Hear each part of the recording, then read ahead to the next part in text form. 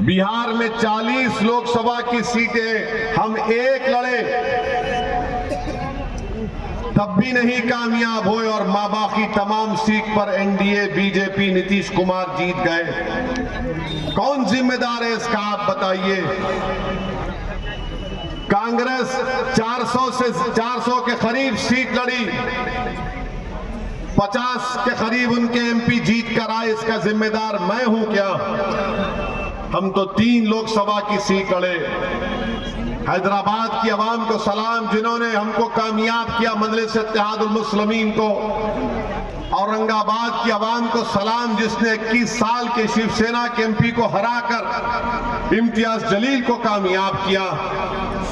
मैं 3 लोकसभा की सीट लड़ता हूं और सारे के सारे मिलकर मुझे गाली देते हैं, इल्जाम लगाते हैं मुझ पर। मेरे अजीज दोस्तों और बुजुर्गों, याद रखो, भारत की राजनीति में अगर आपको नाइंसाफी खत्म करना है, इंसाफ को हासिल करना है, अपने हक को हासिल करना है, तो जिस तरह आज आप इस स्वतंत्रता की सरजमीन पर हजारों की तादाद में जमा हुए, याद रखिए, अगर आप 26 तारीख को पूरा किशनगंज एक होकर अख्तरुल ईमान को कामयाब करेगा, तो वो अख्तरुल ईमान की इनफरादियत जात की कामयाबी नहीं होगी, वो आपकी कामयाबी होगी, आपकी फिक्र की कामयाबी होगी और सीमांचल की कामयाबी होगी। ये काम आपको करना है। आपने बरसों सबको वोट दिया, मगर कभी आपने अपनी क़ियादत को मजबूत किया, कभी आपने अपने नेता को बनाया, कभी आपने अपनी आवाज को बनाया कि वो आवाज जाकर लोकसभा में आपके लिए लड़े, आपकी तकालीफ का जिक्र करे। मगर नहीं, हमको ये बोल दिया गया कि आप सिर्फ वोट डाल सकते हो, आप लालू की खिदमत करो, नीतीश की खिदमत करो, अब उनके बेटे की खिदमत करो। अरे कांग्रेस का आप कब से साथ दे रहे हैं, बताओ मुझे। जब से मुल्क आजाद हुआ, जब से तो हम कांग्रेस का साथ दे रहे हैं, क्या मिला बताओ? अगर कांग्रेस इंसाफ करती तो क्या सच्चर कमेटी के रिपोर्ट झूठी होती? अगर कांग्रेस इंसाफ करती तो हम बाबरी मस्जिद नहीं खोते, याद रखो। जीबी पंत मुख्यमंत्री थे 1949 में, जब बाबरी मस्जिद के अंदर घुसकर उसकी बेहुरमती की गई, ताले खोले गए, तो कौन मुख्यमंत्री थे, प्रधानमंत्री थे, बताओ। मेरे अजीज दोस्तों और बुजुर्गों, फसादात हुए, भागलपुर का फसाद हुआ।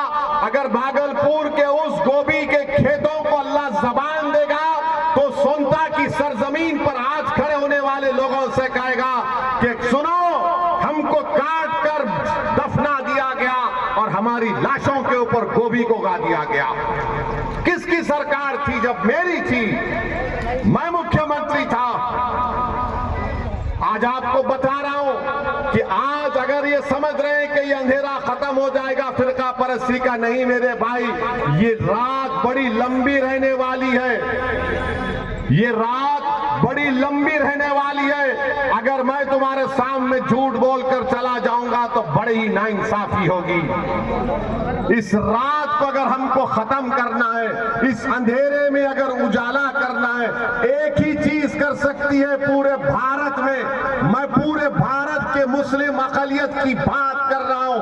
अगर तुम इस फिरका परस्ती के अंधेरे में रोशनी चाहते हो, अगर तुम ये मुस्लिम नफरत को खत्म करना चाहते हो, अगर तुम अपनी इबादत गाहों की हिफाजत करना चाहते हो, अगर तुम सामाजिक न्याय चाहते हो, तो याद रखो, कोई पार्टी नहीं करेगी। तुमको शमा जलाना पड़ेगा और वो शमा तुमको अपने खून पसीने से जलाना पड़ेगा। और इत्तेहाद की निशानी पर अगर तुम शमा जलाओगे, ये अंधेरा छकना शुरू हो जाएगा। वरना याद रखो, ये चुनाव हो जाएगा, फिर अखलाक मारा जाएगा, फिर पीलू खान मारा जाएगा, फिर जुनैद और नसीर को जिंदा जला दिया जाएगा, फिर बुलडोजर से घर तोड़ा जाएगा, फिर कोई जुलूस में निकलकर मदरसे को जला देगा। अगर तुम सियासी ताकत बनोगे, इत्तेहाद पैदा करोगे, अपनी क़ियादत को बनाओगे, तो ये अंधेरा खत्म होगा। ये अंधेरा उसी वक्त खत्म होगा मेरे इज्जतदार माँ और बहनों। मैं आपको पूरी पूरी जिम्मेदारी के साथ आपके सामने अर्ज कर रहा हूं, वरना यही हम किसी के पैर का फुटबॉल बने हैं, कभी कांग्रेस तो कभी राजद तो कभी नीतीश कुमार। अरे बताओ फिर हमारी तकालीफ, हमारे हुकूक का कैसे हासिल होंगे। मेरे अजीज दोस्तों और बुजुर्गों, मैं कल नरेंद्र मोदी का भाषण सुना और भाषण में नरेंद्र मोदी ने धमकी दी भारत के मुसलमानों को। क्या कहा भारत के प्रधानमंत्री ने कि हम बच्चे ज्यादा पैदा करते हैं, हम घुसपैठी हैं। नरेंद्र मोदी ने कहा कि दौलत लेकर हमको बांट दी जाएगी। मोदी ने कहा हमारी हिंदू बहनों को, मोदी ने झूठ कहा कि तुम्हारा मंगलसूत्र छीन लिया जाएगा। नरेंद्र मोदी, तुम दुनिया के सबसे बड़े झूठे हो। तुम जब चीफ मिनिस्टर थे गुजरात के, तो बिल्किस बानो की अस्मत रेजी किसने की? नरेंद्र मोदी बताओ।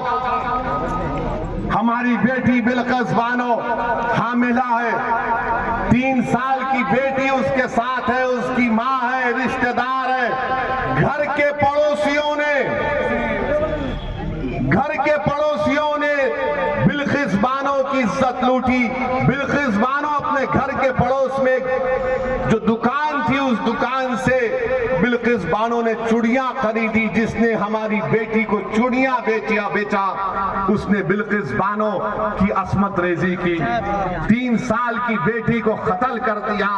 अरे नरेंद्र मोदी बताओ, किसकी दौलत लूटी गई? मेरी बेटी की, मेरी बहन की दौलत लूटी गई थी। आप मुख्यमंत्री थे, उसको इंसाफ गुजरात में नहीं महाराष्ट्र में मिला, जेल को गए ये जालिम लोग, और नरेंद्र मोदी की सरकार ने उनको रिमिशन पर छोड़ दिया। बताओ नरेंद्र मोदी, किसकी दौलत छीनी गई थी? किसकी दौलत छीनी गई थी? एहसान जाफरी को जिंदा काट कर जला दिया गया। नरेंद्र मोदी, आप भूल गए? यही एहसान जाफरी ने आपको कई फोन किए थे, साबिका रुकने पार्लिमान, मगर एहसान जाफरी को जिंदा जला दिया गया। आज भी उसकी बेवा जकिया जाफरी इंसाफ के लिए पुकारती है, कोई पूछने वाला नहीं है। भारत के वजीर आजम 133 करोड़ जनता के वजीर आजम जो कहते हैं, झूठ कहते हैं सबका साथ सबका विकास, मगर कल का भाषण नरेंद्र मोदी का ऐसा नजर आ रहा था कि हिटलर बोल रहा है, भारत का वजीर आजम नहीं बोल रहा है। और आपको याद दिला रहा हूं, मैंने पार्लियामेंट में फरवरी में जो पार्लियामेंट का सेशन हुआ था, मेरी तकरीर को उठाकर देख लो। मैंने अपनी तकरीर में कहा था कि आज भारत का मुसलमान 1930 के यहूदियों की तरह जर्मनी में जो यहूदी थे अपने आप को समझता है। और यहूदियों में जब हिटलर ने यहूदियों को गैस के चेंबर में डालकर मार दिया, ऐसे ही नहीं डाला, पहले हिटलर ने तकरीर करना शुरू कर दिए यहूदियों के खिलाफ। यही तरह इस तरह तकरीर कर रहे नरेंद्र मोदी। नरेंद्र मोदी, आप प्रधानमंत्री हैं, इस देश के प्रधानमंत्री, आपको जेब नहीं देता कि आप भारत की इतनी बड़ी आबादी के ताल्लुक से इस तरह की बकवास करें। किसकी दौलत लूटी हमारे, बताओ मेरे भाई। हकीकत बता रहा हूं तुमको, भारत के मुसलमानों की सुनो, जिसको अंग्रेजी में एक लफ्ज है इंटरजेनरेशनल मोबिलिटी कहते हैं। अगर मेरा दादा 100 रुपये कमा रहा था तो उसका पोता 110 रुपये कमाना चाहिए। हमारे हिंदू भाइयों के पोते अपने दादा से बढ़कर कमा रहे हैं, यादवों के बेटा बेटी अपने दादा से बढ़कर कमा रहे हैं, ठाकुरों के, राजपूतों के, भूमिहार के, आदिवासियों के, हर समाज के, सिखों के, ईसाइयों के पोते अपने दादा से बढ़कर कमा रहे हैं। अगर कोई अपने दादा से कम पैसे कमा रहा है तो मुसलमान है वो। और नरेंद्र मोदी बोलते हैं कि दौलत हमको दी जाएगी। कितना झूठ कह रहा है भारत का प्रधानमंत्री लेकर इस तरह की बात वजीर आजम करते हैं। अरे आप देश के वजीर आजम हैं, आप किसी चौपाल के नेता नहीं हैं। आप सबके वजीर आजम की बात करना चाहिए था। और बोलते हैं कि हम बच्चे ज्यादा पैदा करते हैं। नरेंद्र मोदी क्या आपके 6 भाई नहीं हैं? अमित शाह की 6 बहनें नहीं हैं? क्या रविशंकर प्रसाद की 7 भाई बहन नहीं है? मगर दिखता कौन? मुसलमान ज्यादा बच्चे पैदा कर रहे हैं। अरे झूठ बोल रहे हो तुम। तुम्हारी गवर्नमेंट का आदादोशुमार डेटा कह रहा है कि मुस्लिम हमारी बेटियों का जो फर्टिलिटी रेट है उसमें कमी आई है। मगर ये पुरानी आदत, ये बच्चे पैदा कर रहे हैं, ये बच्चे पैदा कर रहे हैं। नरेंद्र मोदी जी क्यों इतना झूठ बोलते? आदादोशुमार तो देख लो तुम्हारी। और मुसलमानों को घुसपैठी कहते हैं, घुसपैठी कहते हैं। पार्लियामेंट में 10 मरतबा 10 साल में सवालात पूछे गए, बताओ कितने घुसपैठी भारत में आए? मोदी की सरकार के पास कोई जवाब नहीं था, कोई जवाब नहीं है। 10 मरतबा पूछा गया और बोलते हैं घुसपैठी आए। अरे कहां से आ रहे घुसपैठी? अरे घुसपैठी आ रहे तो मोदी तुम क्या चाय पीकर सो रहे थे? रोकना था उनको। नरेंद्र मोदी जी सुनो, घुसपैठी कहां पर है मैं तुमको बताता हूं। लद्दाख में 2000 स्क्वायर किलोमीटर पर चाइना की फौज भारत की जमीन पर कब्जा करके बैठी है। अरे मोदी तुम में दम है तो बोलो चाइना के खिलाफ। तुम कमजोरों को बदनाम करते हो, मुसलमानों को घुसपैठी कहते हो। अरे मोदी अगर ताकत है तो बोलो चीन कब्जा करके बैठा है। नहीं बोलेंगे चीन के खिलाफ, चाइना के खिलाफ बोलेंगे तो इनके पेट में दर्द शुरू हो जाएगा। मगर एक भारत का प्रधानमंत्री रहकर सबसे बड़ी अक़लियत को रुस्वा करने के लिए इस तरह का भाषण देते हैं। अफसोस होता है नरेंद्र मोदी कि तुम भारत के वजीर आजम हो। किस तरह की वाहियात बात आपने की। अरे तुम्हारा झगड़ा किसी पार्टी से झगड़ा करो, मुखालिफत करो, मगर तुम भारत के वजीर आजम हो जिसमें 17 करोड़ मुसलमान हैं। इस तरह हमको जलील और रुस्वा करेंगे कि बच्चे पैदा करते हैं। अच्छा आपको बता रहा हूं, हायर एजुकेशन में, आला तालीम में 1,80,000 मुसलमान गायब है, नहीं है। कहां चले गए मोदी? ये क्यों मुसलमान हायर एजुकेशन से चले गए? बताओ, नहीं बता पाएंगे। तुमने स्कॉलरशिप के पैसे खत्म किए, क्यों खत्म किए? हज की सब्सिडी थी, तुमने निकाला, अच्छा किया, मगर उसके पैसे हमारी बच्चियों की तालीम को देना था, नहीं देते हैं। आपको मालूम दिल्ली में एक सुनहरी बाग की मस्जिद है, 200 साल पुरानी मस्जिद है।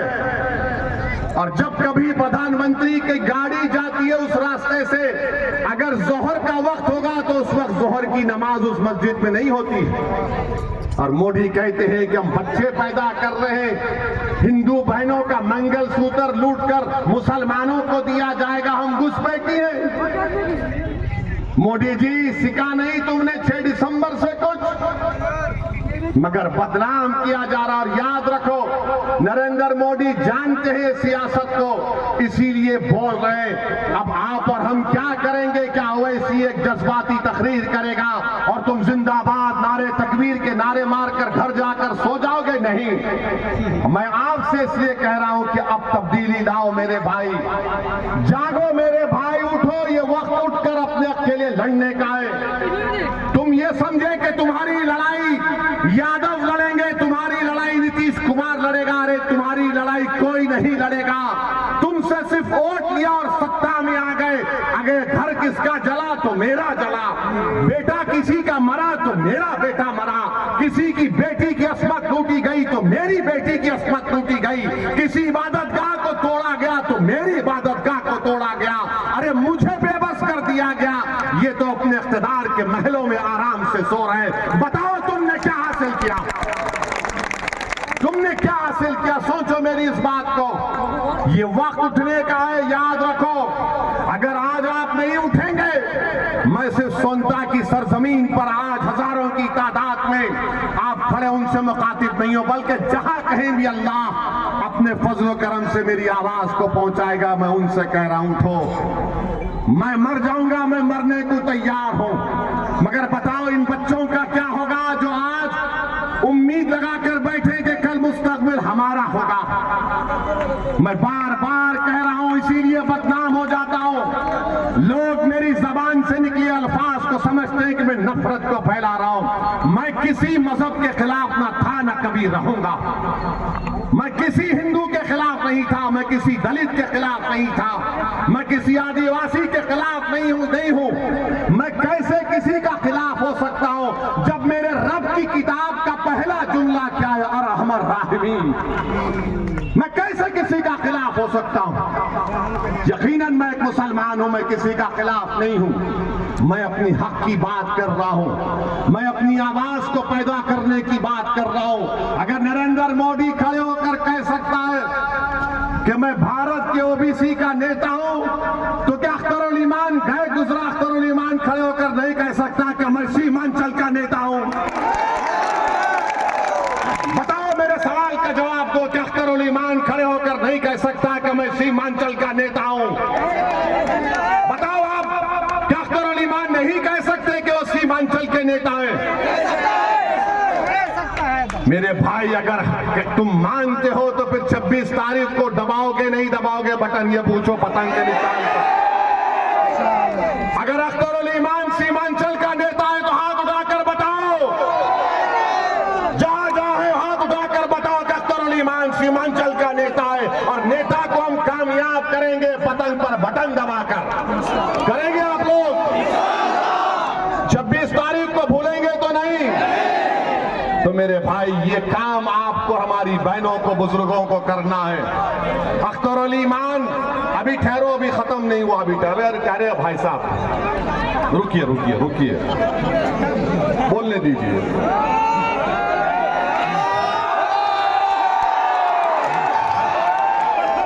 हम आपको ये बता रहे हैं, इसलिए बता रहे हैं कि याद रखिए। एक मिनट, हम आपको इसलिए बता रहे हैं कि भारत की पार्लियामेंट में मैं, इम्तियाज जलील, 2 लोग रह गए मेरे भाई। मैं आपके सामने हाथ फैलाकर अपने लिए नहीं, इन गरीब मजलूम अकलियतों के लिए भीख मांग रहा हूं, जो सीमांचल के भी हैं और पूरे भारत के हैं। मेरे भाई, हम एक और को कामयाब कर दो, हम 3 मिलकर जाएंगे। हम तीनों को, अख्तरुल ईमान को, इम्तियाज जलील को, असदुद्दीन ओवैसी को कामयाब कर दो मेरे भाई। मेरी इज्जतदार मां और बहनों, तुम्हारी लड़ाई लड़ने के लिए जाएंगे। तुम्हारे बच्चों के रोशन मुस्तकबिल के लिए, सीमांचल के इंसाफ के लिए लड़ाई लड़ना चाहते हैं। मुझ पर कई मर्तबा हमला हो गया, मैं मरने को तैयार हूं, मगर मेरी जिंदगी का एक मकसद है कि जब मैं अपने रब के पास चला जाऊंगा तो मेरी आंख जब बंद हो जाएगी, मैं चाहता हूं कि तुम्हारी सरजमीन पर तुम्हारी एक क़यादत बने, तुम्हारी लीडरशिप बने। आप रुक जाइए भाई, आप रुक जाइए ना, हट जाइए। क्यों आ रहे बार बार आप? अरे कुछ नहीं होगा ना, क्यों आ रहे हैं?